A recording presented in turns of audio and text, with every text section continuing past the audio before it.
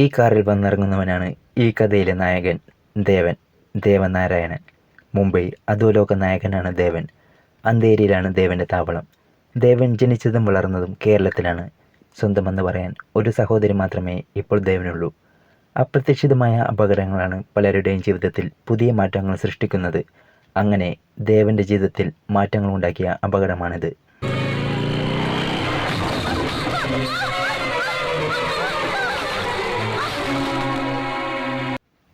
ഇത് ദേവി. ചേട്ടൻ്റെ ആരോഗ്യം പരിപാലിക്കുന്നതിന് വേണ്ടി മാർക്കറ്റിൽ നിന്ന് മുട്ടയും വാങ്ങി വരികയായിരുന്നു ദേവി. ദേവിയെ കണ്ടപ്പോൾ തന്നെ ദേവന്റെ മനസ്സിൽ പ്രണയത്തിന്റെ വിത്ത് മുളച്ചു. ഇനി ഒന്നും നോക്കാനില്ല, ഇത് അത് തന്നെ. വാ പോ. എങ്ങോട്ട്?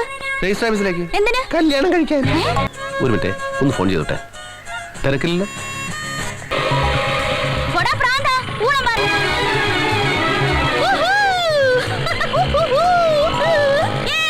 ദേവനും ദേവിയും എടുക്കാൻ അധിക സമയം വേണ്ടി വന്നില്ല.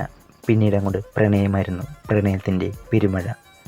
അന്യജാതിക്കാരനുമായി വിവാഹം കഴിച്ച ദേവൻ്റെ അമ്മയെ ഇറക്കിവിട്ട കോവിലകത്ത് വലിക്കാരായിട്ട് ദേവനും ദേവിയും കടന്നു കയറി.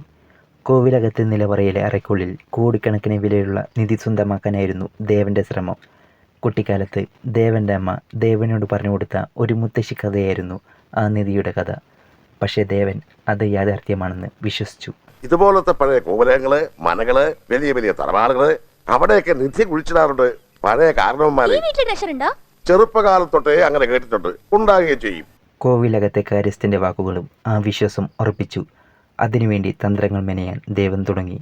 കോവിലകത്തെ എല്ലാ അവകാശികളെയും വിളിച്ചു വരുത്തി സ്വത്തുക്കൾ ഭാഗം വയ്ക്കുന്ന കാര്യം അവരുടെ മനസ്സിലേക്ക് ഓതിക്കൊടുത്തു. സ്വത്തുക്കൾ വീതിക്കണം, കോവിലകം പൊളിക്കണം, വിറ്റ് കിട്ടുന്ന കാശ് വീട്ടിൽ കൊണ്ടുപോകണം. ദേവൻ തീരുമാനിച്ചതുപോലെ തന്നെ നടന്നു. സ്വത്തുക്കൾ ഭാഗം വെച്ചു, കോവിലകം പൊളിച്ചു. ദേവൻ്റെ അമ്മ ദേവനോട് പറഞ്ഞു കൊടുത്ത മുത്തശ്ശി കഥ യാഥാർത്ഥ്യമായി. കോവിലകത്ത് നിലവറയിൽ അറയ്ക്കുള്ളിൽ നിധിയുണ്ടായിരുന്നു. ആ നിധി ദേവൻ സ്വന്തമാക്കി. വർഷങ്ങൾ കടന്നു. ദേവൻ്റെയും ദേവിയുടെയും ജീവിതത്തിലേക്ക് രണ്ട് നിധികൾ കൂടി വന്നു, ആദിയും ശിവാനിയും. വളരെ സന്തോഷപരമായ ജീവിതമായിരുന്നു പിന്നീട് അവരുടേത്. അങ്ങനെ ഇരിക്കുമ്പോഴാണ് ആ ദുരന്തം അവരുടെ ജീവിതത്തിലേക്ക് കടന്നു വരുന്നത്. ലഹരി മരുന്നിനടിമപ്പെട്ട ഏതാനും സാമൂഹ്യദ്രോഹികൾ ദേവിയുടെ അടുത്തേക്ക് വന്നു.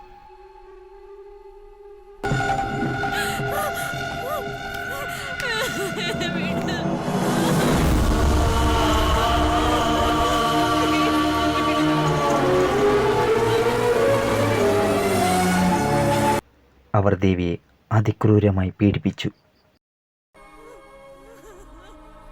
ആ ദുരന്തത്തിന് ശേഷം ദേവിയുടെ മാനസിക നില ആകെ താളം തെറ്റി.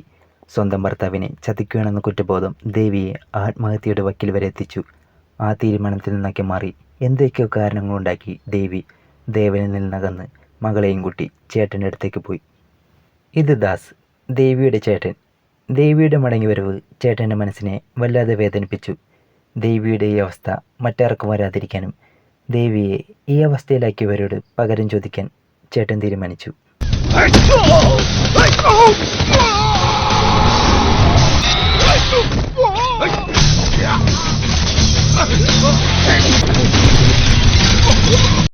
ദേവന്റെ സഹോദരി ഗായത്രി.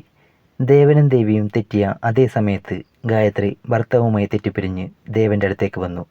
അതിൻ്റെ പേരിൽ ഗായത്രിയെ ദേവൻ ഒരുപാട് ശാസിച്ചു. കുറച്ച് നാളുകൾക്ക് ശേഷം ആദി, ദേ നോക്കിയേ, ശിവാനി. Excuse me. നീയും ഞാനും മമ്മിയും പപ്പയും ഒരുമിച്ചാ ജീവിക്കാൻ പോണേ. ദേവിയും ശിവാനിയും ദേവന്റെ ജീവിതത്തിലേക്ക് തിരികെ വന്നു. ദേവിയുടെ ചേട്ടൻ ദാസും ദേവന്റെ അനിയത്തി ഗായത്രിയും ഭാര്യ ഭർത്താക്കന്മാരാണ്. ദേവനെയും ദേവിയെയും ഒന്നിപ്പിക്കാൻ വേണ്ടിയുള്ള തന്ത്രമായിരുന്നു ഗായത്രിയുടെയും ദാസിൻ്റെയും വേർപിരിയൽ നാടകം. ദേവനും ദേവിയും പുതിയ ജീവിതത്തിന് തുടക്കം കുറിക്കുകയാണ്.